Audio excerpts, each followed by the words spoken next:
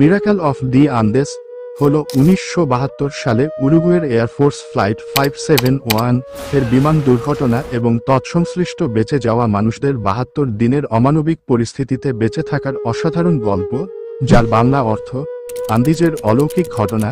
এই ঘটনা শুধুমাত্র একটি দুর্ঘটনার কাহিনী নয়, বরং প্রকৃতির কাছে মানুষ কতটা অসহায় তার একটি জলজ্যান্ত নথি। এটি মানুষের জীবনযুদ্ধ, সাহস, ঐক্য এবং আত্মত্যাগের একটি অবিশ্বাস্য দলিল। এই ভিডিওটিতে আমরা নির্মম প্রকৃতির বুকে মানুষের বেঁচে থাকার জন্য আকুতির একটি দুর্দান্ত ঘটনার সাক্ষী হব। তো চলুন ভিডিওটি শুরু করা যাক। 1972 সালের অক্টোবর মাস, উরুগুয়ের মন্টেভিডিও শহরের স্টেলা মারিস কলেজের প্রাক্তন ছাত্রদের নিয়ে গঠিত ওল্ড ক্রিশ্চিয়ানস ক্লাব নামক একটি অপেশাদার রাগবি দল চিলির সান্তিয়াগোতে একটি প্রীতি ম্যাচ খেলতে যাচ্ছিল। এই দলের সদস্যরা ছিলেন বেশিরভাগই 18 থেকে 26 বছর বয়সী তরুণ, যাদের জীবন উচ্ছ্বাসে ভরপুর ছিল। বিমান যাত্রার খরচ কমানোর জন্য তারা একটি উরুগুয়ের এয়ারফোর্সের চার্টার্ড বিমান ফেয়ারচাইল্ড FH227D মডেলের বিমান ভাড়া করে।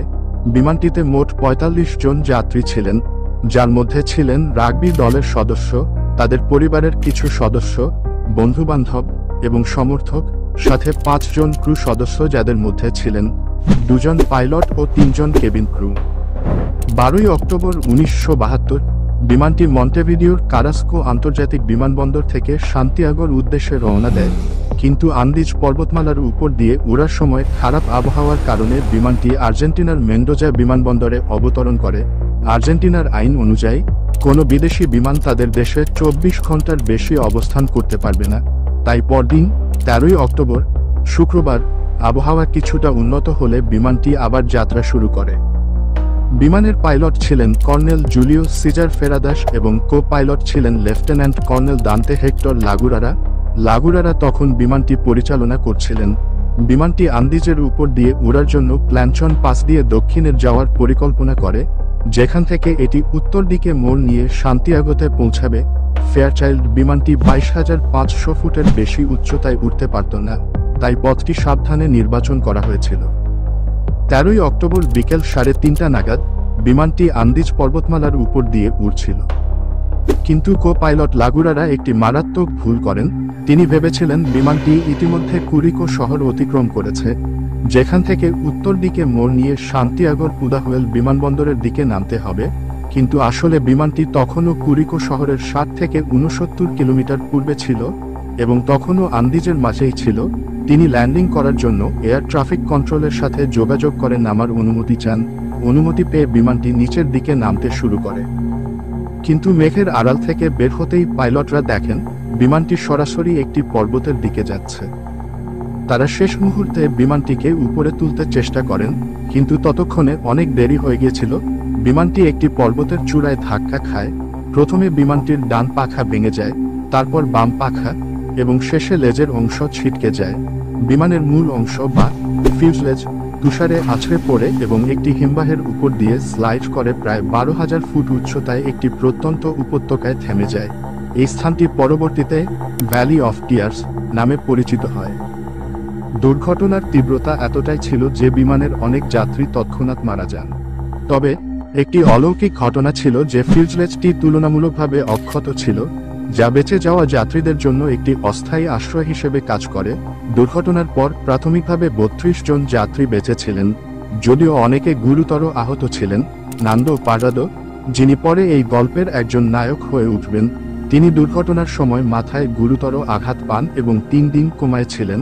তার মা ও বোন দুজনই বিমানটিতে উপস্থিত ছিলেন। তার মা ইউজেনিয়া পারাদো দুর্ঘটনায় তৎক্ষণাৎ মারা যান এবং তার বোন সুশি পারাদো গুরুতর আহত হন। দুর্ঘটনার পর প্রথম কয়েক ঘন্টা বেঁচে যাওয়া যাত্রীরা শক এবং বিভ্রান্তির মধ্যে ছিল। তারা ছিল একটি তুষারে ঢাকা পর্বতের মাঝখানে, যেখানে তাপমাত্রা রাতে -30 ডিগ্রি সেলসিয়াস পর্যন্ত নেমে যেত। তাদের কাছে পর্যাপ্ত খাবার ছিল না, শীতের পোশাক ছিল না এবং চিকিৎসা সরঞ্জাম ছিল একেবারেই শূন্য। ফিউজলেজের ভেতরে তারা আশ্রয় নেয়, কিন্তু ভাঙা জানালা এবং ফাটল দিয়ে বরফের ঠান্ডা হাওয়া ঢুকছিল। তারা বিমানের ধ্বংসাবশেষ থেকে যা পেয়েছিল তা দিয়ে বেঁচে থাকার চেষ্টা শুরু করে। খাবারের মধ্যে ছিল কিছু চকলেট বার, নুগাট, কাঁকড়ার মাংসের ক্যান জ্যাম, শুকনো ফল এবং পানীয় হিসেবে ছিল কিছু মদ ও হুইস্কি।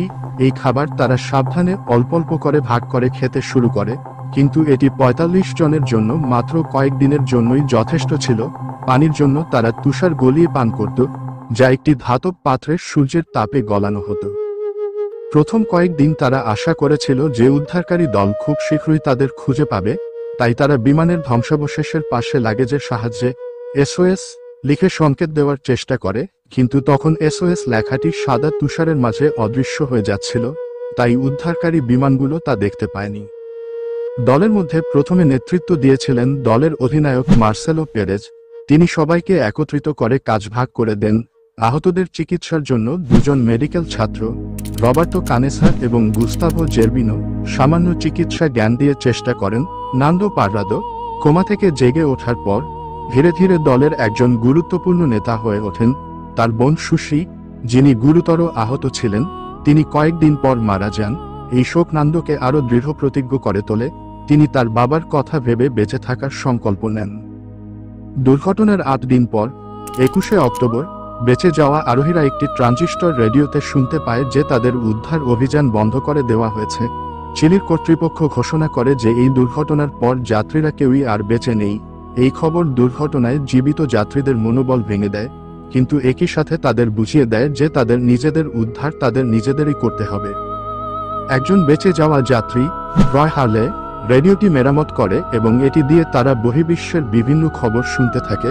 তারা বুঝতে পারে যে তাদের অবস্থান এতটাই প্রত্যন্ত যে উদ্ধারকারীদের তাদের খুঁজে পাওয়ার সম্ভাবনা খুবই কম। ১০ম দিনের মধ্যে তাদের খাবার ফুরিয়ে যায়, তুষারে কোনো উদ্ভিদ বা প্রাণী ছিল না এবং চামড়ার ব্যাগ বা আসনের ফোম খাওয়ার চেষ্টা ব্যর্থ হয়। তখন তারা একটি অমানবিক সিদ্ধান্তের মুখোমুখি হয়, যা ছিল মৃত সঙ্গীদের দেহ খেয়ে বেঁচে থাকা। এই সিদ্ধান্ত নেওয়া মোটেই সহজ ছিল না। অনেকে নৈতিক ও ধর্মীয় কারণে এর বিরোধিতা করেন, কিন্তু রবার্তো কানেসা এবং নান্দো পাররাদো যুক্তি দেন যে এটি এখন তাদের বেঁচে থাকার একমাত্র উপায়। তারা এটিকে খ্রিস্টান ধর্মের কমিউনিয়ন এর সাথে তুলনা করে। অবশেষে দলের সবাই একমত হয় যে যারা মারা গেছে তারা চাইতো যে বাকিরা বেঁচে থাকুক। তারা প্রথমে মৃতদের দেহ থেকে মাংস কেটে খেতে শুরু করে। এটি ছিল মানসিকভাবে অত্যন্ত কঠিন। কেউ কেউ কাঁচা মাংস খেতে পারত না, তাই তারা এটি শুকিয়ে খেত। নান্দো নিজের মা এবং বোনের দেহ যেন খাওয়া না হয় সে ব্যাপারে সতর্ক ছিলেন। এই সিদ্ধান্ত তাদের শারীরিকভাবে বেঁচে থাকতে সাহায্য করলেও মানসিকভাবে তাদের ভেঙে দিয়েছিল। দুর্ঘটনার 18তম দিন 29 অক্টোবরে একটি ভয়াবহ হিমপ্রপাত ফিউজলেজটিকে প্রায় পুরোপুরি ঢেকে ফেলে। এই প্রপাতে আরও 8 জন মারা যান, যার মধ্যে ছিলেন দলের অধিনায়ক মার্সেলো পেরেজ। ঘটনাটি বেঁচে যাওয়া যাত্রীদের মধ্যে নতুন করে আতঙ্ক ছড়ায়। ফিউজলেজের ভেতরে তুষারে চাপা পড়ে তারা প্রায় 3 দিন কাটায়, যতক্ষণ না তারা তুষার খুঁড়ে বের হতে পারে। এই হিমপ্রপাত তাদের দলকে নতুনভাবে গঠন করতে বাধ্য করে। তারা আরও সংগঠিতভাবে কাজ শুরু করে, যেমন ফিউজলেজের ভেতরে তুষার বাধা তৈরি করা, ঘুমের জন্য রোটেশন তৈরি করা এবং খাবার বন্টনের ব্যবস্থা করা। তারা বুঝতে পেরেছিল যে উদ্ধারের জন্য অপেক্ষা করলে তারা সবাই মারা যাবে, তাই তারা ছোট ছোট দলে পর্বতের চারপাশে অনুসন্ধান শুরু করে। প্রথম অভিযানে তারা বিমানের লেজের অংশ খুঁজে পায়, যেখানে কিছু লাগেজ, ব্যাটারি এবং অন্তর্ক উপাদান ছিল। তারা ব্যাটারি দিয়ে রেডিও চালানোর চেষ্টা করে, কিন্তু ব্যর্থ হয়। লেজের অংশে পাওয়া অন্তর্ক উপাদান এবং জলরোধী কাপড় দিয়ে তারা একটি ঘুমানোর ব্যাগ তৈরি করে, যা পরে তাদের পর্বত অভিযানে সাহায্য করেছিল।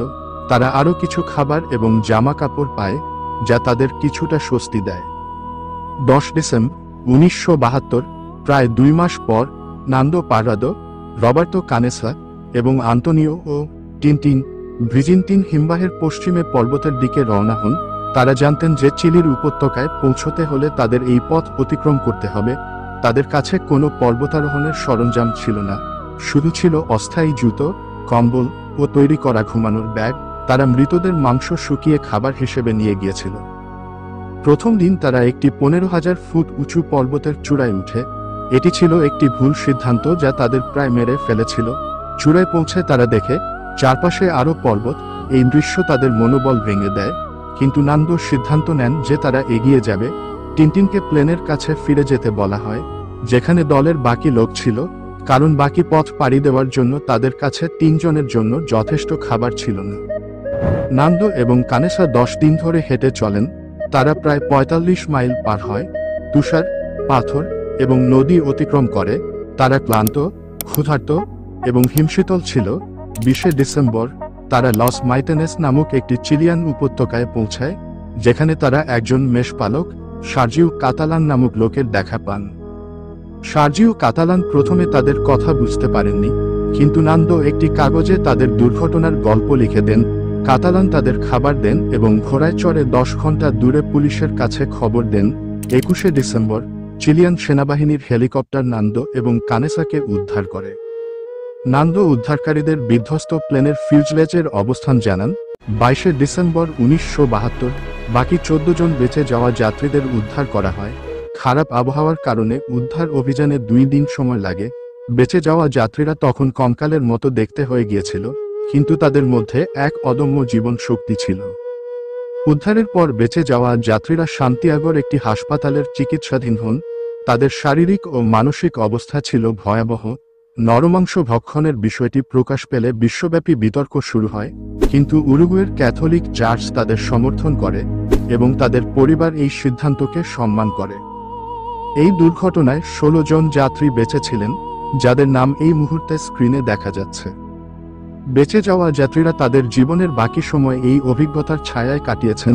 নান্দো পারাদো পরবর্তীতে একজন সফল ব্যবসায়ী, প্রেরণাদায়ক বক্তা এবং টেলিভিশন প্রযোজক হয়েছেন। তিনি 2006 সালে মিরাকেল ইন দি আন্দেস বইটি লেখেন, যা তার দৃষ্টিকোণ থেকে এই ঘটনার বিবরণ দেয়। রবার্তো কানেসা একজন শিশু হৃদরোগ বিশেষজ্ঞ হয়েছেন এবং তিনিও তার অভিজ্ঞতা নিয়ে বই লিখেছেন।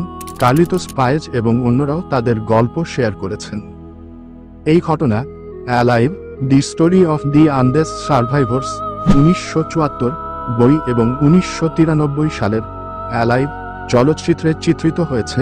2023 সালে নেটফ্লিক্সে সোসাইটি অফ দি স্নো নামক সিনেমা মুক্তি পায়, যা ঘটনার আরও বাস্তবসম্মত চিত্রায়ন করে।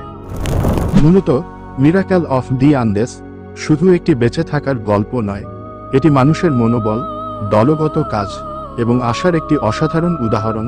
এই ঘটনায় যারা বেঁচে ছিলেন তারা বিশ্বের কাছে একটি অনুপ্রেরণা হিসেবে উপস্থাপিত হয়। তাদের গল্প বিশ্বকে শিখিয়েছে যে অসম্ভব পরিস্থিতিতেও মানুষ অলৌকিক কিছু করতে পারে। এই ঘটনা আজও মানুষকে প্রেরণা দেয় এবং এটি আমাদের জীবনের প্রতিটি মুহূর্তের মূল্য বোঝায়।